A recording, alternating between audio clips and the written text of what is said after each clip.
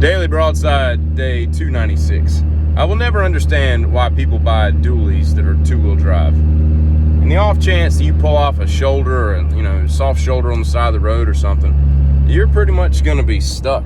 You're going to be a 9,000-pound paperweight sitting there until it either dries out or somebody big enough comes along and pulls you out. You should always opt for four-wheel drive. In fact, I don't know what the numbers are, but it seems to me like 85% of them are four-wheel drive anyway. So it begs the question why they even make that in that two-wheel drive format. Doesn't make any sense. Yesterday there was a video of a guy. I couldn't tell if he was being funny or if he was being serious, but he's broke down on the side of the road in some like 87 Dodge pickup truck that looks like it's been through 3 tours of hell, and he's lost a ball joint or something, so he ain't going nowhere.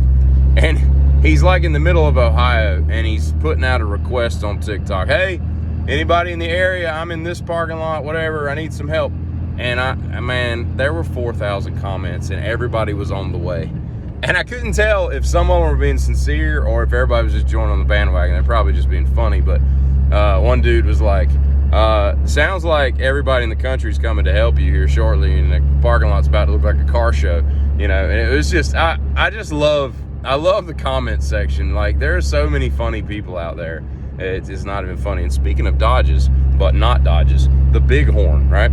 The Dodge Bighorn. But more specifically, the Bighorn sheep. I was studying the nuances of these weird creatures earlier this morning before I left the house, and I don't understand it, man. Like, I guess it's a mating thing or whatever, where they ram their heads into each other. But they're like whole dome crown, horn thing weighs like 30-40 pounds, and the sound and the force with which they hit, I mean, those are like 320-pound sheep. I mean, those are not small animals by any stretch of the imagination. And you'd think that one of two things would happen. You'd crash your head into it and you'd be like, I'm not doing that again. Or you'd be like, sex with another sheep is not that important to me anymore, because that hurt. I mean, that's got to just rattle your brain. It's crazy. And if they don't feel anything, that's pretty cool how they've been designed, you know what I mean? Yeah. And I was also watching a video of some dude filming his journey up to Everest, which I find just absolutely fascinating. How you have to like ascend like a couple camps and then go back down for like a couple weeks and then go back up and acclimate your body. It's like a month-long process to go up that place. Anyway, and what's crazy about it is it doesn't look, from a mountaineering standpoint, that difficult of a trek.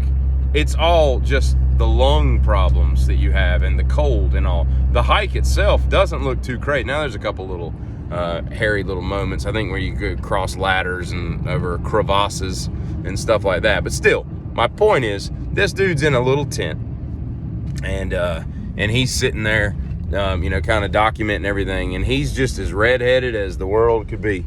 And his lips are 4,000 times chapter, that's right, chapter than mine have ever even imagined being. And I'm thinking to myself, that right there is what would preclude me from taking on Everest. I mean, the worst part of being stranded in the middle of the ocean, to me, would be the sunburn and the cracked lips, like just from the baked sun. That would drive me absolutely nuts. I would just jump in the first time I saw a shark, just so that he could destroy me, just so that I wouldn't have all that. Oh, that has just got to be horrible. And apparently on Everest, no amount of